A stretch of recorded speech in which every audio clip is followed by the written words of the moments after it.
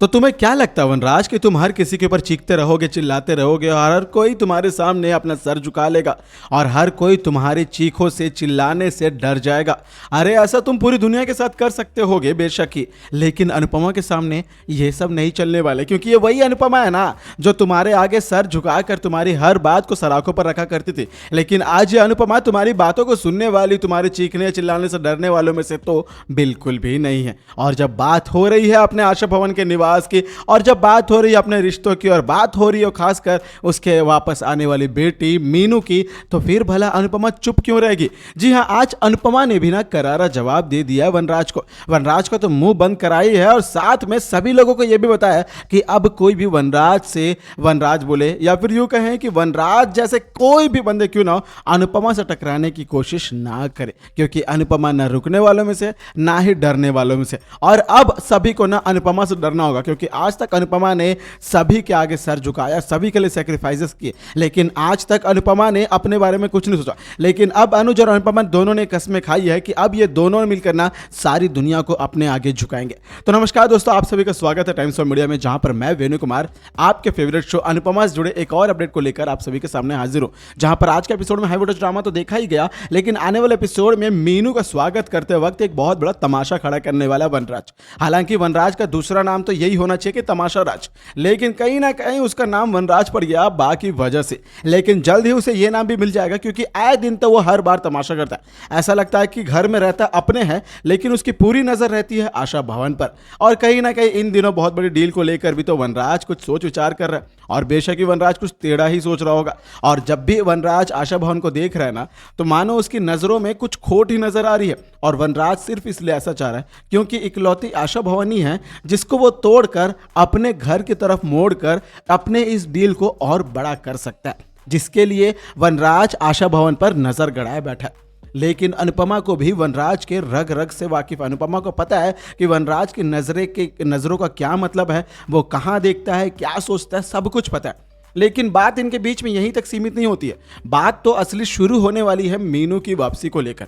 जहां दोस्तों आप सभी को पता है कि मीनू रशिया से वापस आ रही है अपनी एमबीबीएस की पढ़ाई को पूरी करने के बाद। हालांकि घर के तोशु पाखी इन लोगों को ये लगता है, किंजल को ये लगता है, किंजल को नहीं डिम्पी को ये लगता है कि भाई कोई भी रशिया में जाकर जब फॉरेन में पढ़ाई कर रहा है तो वापस अपने देश क्यों आ रहा है। लेकिन इनको ये समझ ही नहीं आ रहा है कि अपने देश को भी तो अच्छे डॉक्टर्स की जरूरत है।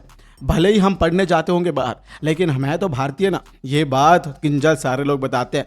लेकिन इनको कहाँ समझ में आने वाली है दोस्तों, क्योंकि इनकी तो अकल भैंस बराबर है और इनके पास अभी जो पैसा है उसका एक अंधियारा छाया हुआ है इनकी आंखों के सामने, तो इन्हें कोई सच्चाई नजर नहीं आने वाली है। लेकिन सच्चाई नजर आती है अनुपमा को, इसीलिए सबसे पहले मीनू आती है दौड़कर और अनुपमा आंटी के लग जाती है और ये बोलती है कि अनुडी करके जाकर चुप लग जाती है गले, जिसके बाद ये एक थोड़ा सा इमोशनल ड्रामा होने वाला रहता है, एक सीन होने वाला रहता है। लेकिन सवाल ये उठता है कि इन सब के बीच में वनराज आकर देख लेता है कि भाई मीनू जो मेरे घर में आकर रहने वाली थी, जिसके लिए मैंने अपने घर में इंतज़ाम किए, जिसके लिए मैंने रूम सजाया हुआ है, उसके लिए खाना बनवाया, क्या क्या बनवाया है, वो जाकर सीधे अनुपमा से मिलती है और अनुपमा के गले ऐसे लगती है मानो कि हमारा कोई रिश्ता नहीं है, वो सिर्फ और सिर्फ अनुपमा से मिलने के लिए तरस रही थी।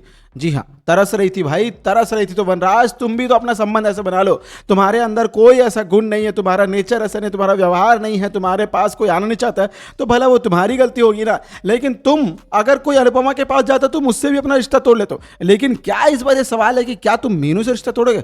कतई नहीं, क्योंकि भाई मीनू से रिश्ता तोड़ेंगे तो कहीं ना कहीं डॉली बहन से बातें भी तो सुननी पड़ेंगी। लेकिन दोस्तों यहीं पर सिलसिला खत्म नहीं होगा, बल्कि इसी स्वागत के समारोह में जब आरती की थाल लेकर अनुपमा अपनी बेटी मीनू का स्वागत करते रहेगी, नजर उतारते रहेगी, तो वनराज वहां पर पहुंचता है और थाली को, आरती की जो थाल रहती है उसे फेंक देता हवा में, जिसके कारण बेचारी अनुपमा को ऐसा फील लगता है कि भाई मैंने अपनी बेटी का स्वागत कर रहा था, इतने अच्छे से करना था, लेकिन इधर वनराज ने आकर ये भी तमाशा खड़ा कर दिया। जिसके बाद वनराज चीखता है, चिल्लाता है कि ये क्या कर रही हो, ये वो करके। लेकिन इस बार अनुपमा झुकने वालों में से नहीं है। और अनुपमा ने ये सोच लिया कि गलती ना हो तो वनराज को तो जवाब देना बनता है, क्योंकि पिछले बार उन्होंने ही, वनराज ने ही अनुज को कोसा था, अनुज को कहीं ना कहीं ऐसा भड़काया था जिसके कारण अनुज की वो हालत सबके सामने आई थी और अनुज का एक नया रौद्र रूप सभी को देखने को मिला। लेकिन अनुज ने कभी भी किसी को कोई नुकसान नहीं पहुंचाया। हाँ, भले ही उसने वनराज का कॉलर पकड़ा था, लेकिन वनराज को एक भी चोट नहीं पहुंची है।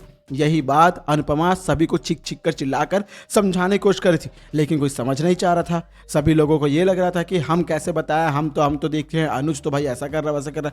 चलो मान लेते हैं कि आपके अनुसार से अनुज ने वैसा किया, लेकिन अनुपमा को तो पता है ना कि अनुज कैसा इंसान है। यही बात अनुपमा बता रही थी। तब तो भाई वनराज ने इस मौके का पूरा फायदा उठाया था। तब वो वनराज ये कोशिश कर रहा था कि इस मौके का पूरा फायदा उठाकर वनराज अनुज को गलत साबित कर दे, जिससे अनुज के ऊपर पुलिस केस भी कर दे। और मुझे ऐसा लगता है कि अब ना धीरे धीरे ये सिलसिला आने ही वाला है, क्योंकि पहले तो अनुज के साथ जो झगड़ा हुआ उसमें अनुज ने वनराज का कॉलर पकड़ लिया, जो कि वनराज के लिए बहुत बड़ी बात है। और वनराज कभी नहीं चाहता कि कोई भी उसका कॉलर पकड़े, और खास करके अनुज जो कि अनुपमा का सगा है, अनुपमा का प्रेमी है और अनुपमा से जुड़ी हर चीज़ से वनराज को नफरत है। और इसीलिए शायद अब जब मीनू भी जाकर अनुपमा से जुड़ जाती है और यहाँ पे आने के बदले, वनराज के घर आने के बदले आशा भवन में उसका स्वागत किया जाता है, तो ये लम्हा वनराज के लिए खून खौलाने वाला रहता है। बेशक वो बौखला तो जाता है वनराज, लेकिन उसे ये नहीं पता है कि भाई मीनू की मर्जी क्या है। मीनू तुम्हारे घर में नहीं रहना चाहती है भाई।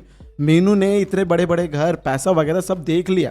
उसे ना प्यार चाहिए, जो प्यार अनुड़ी दे सकती है। इसीलिए अनुपमा के पास ही मीनू रहने का फैसला करती है और मीनू के इस फैसले पर भी ऐतराज है वनराज को। हालांकि वनराज का ज़्यादा हक बनता होगा मीनू के ऊपर, लेकिन दिल का जो रिश्ता है ना, वो तो अनुपमा और मीनू का ही है। ऐसे में मीनू आकर अनुपमा के घर में रहेगी, उसके बाद भी वनराज का कोई आपत्ति करेगा। और सबसे बड़ा सवाल ये भी है कि क्या अनुपमा मीनू को वनराज की बातों को काट कर अपने आशा भवन में रखेगी, क्योंकि आशा भवन है तो एक आश्रम ही ना, एक सहारे की एक घर ही तो है, जो छत है जहाँ पर कई लोग ऐसे लोग हैं जो एक दूसरे के खूनी संबंधी नहीं है, लेकिन एक दूसरे के दिल के रिश्ते के साथ जुड़े हुए। तो क्या इनके साथ मीनू रह पाएगी? और क्या यदि मीनू रही भी तो क्या ये बर्दाश्त कर पाएगा वनराज? और क्या इसके चलते हुए वो वापस अनुज को भड़काएगा या फिर अनुज के ऊपर वापस पुलिस केस करेगा? क्योंकि पिछले बार तो वनराज ने पुलिस केस करने के बारे में सोच लिया था। क्या वो इस बार वाकई पुलिस केस कर देगा अनुज के खिलाफ और अनुज को साइको बोल के अनुज और अनुपमा को दूर करने की कोशिश करेगा?